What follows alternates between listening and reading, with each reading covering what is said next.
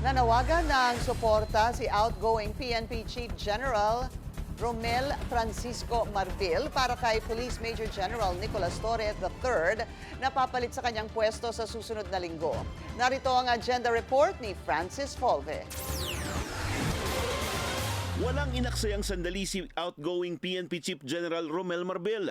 Pinasinayaan niya ang unveiling ng PNP Museum logo at blessing ng bagong renovate na PNP Museum sa loob ng National Police Headquarters sa Camp Crame kanina.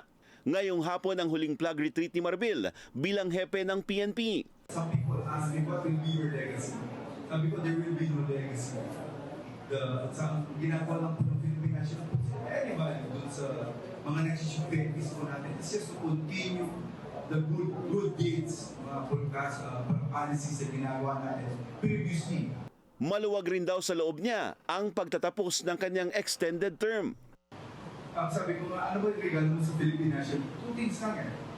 Number one, dignity and uniform. I gave you the rest of others.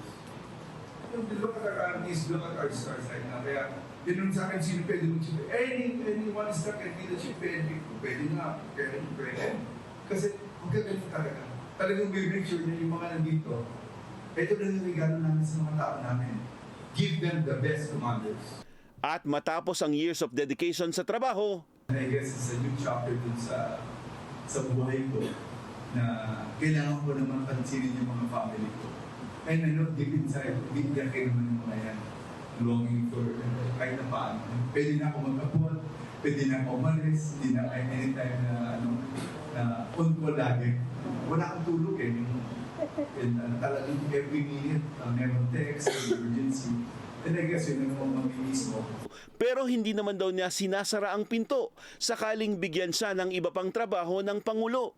Suportado rin niya ang desisyon ni PBBM sa pagpili kay CIDG Chief Major General Nicolas Torre III para humalili sa kanyang pwesto. Sagot niya sa tanong kung reward ito kay Torre dahil sa back-to-back arrest na ginawa niya kina KOJC leader Pastor Apollo Kibuloy at dating Pangulong Rodrigo Duterte.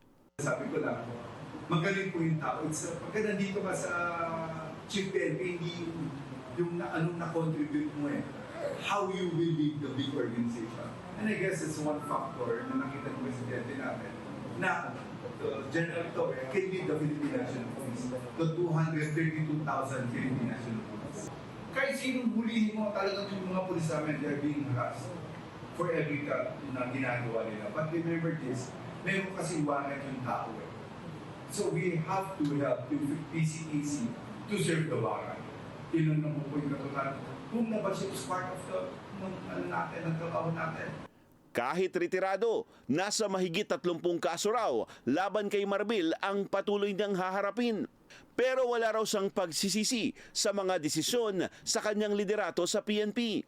Sa pagpasa niya ng baton kay Torre, mas maaasahan raw ang pagbabago sa hanay ng PNP. Kabilang ang reorganization at mas mahusay pang pagtugon sa mga krimen. Tahimik naman si Torre matapos ang announcement ng Malacanang. Liban sa ipinost niya sa social media na text lang daw muna dahil umiinit na ang kanyang cellphone. Para sa agenda, Francis Folve, Billionaire News Channel.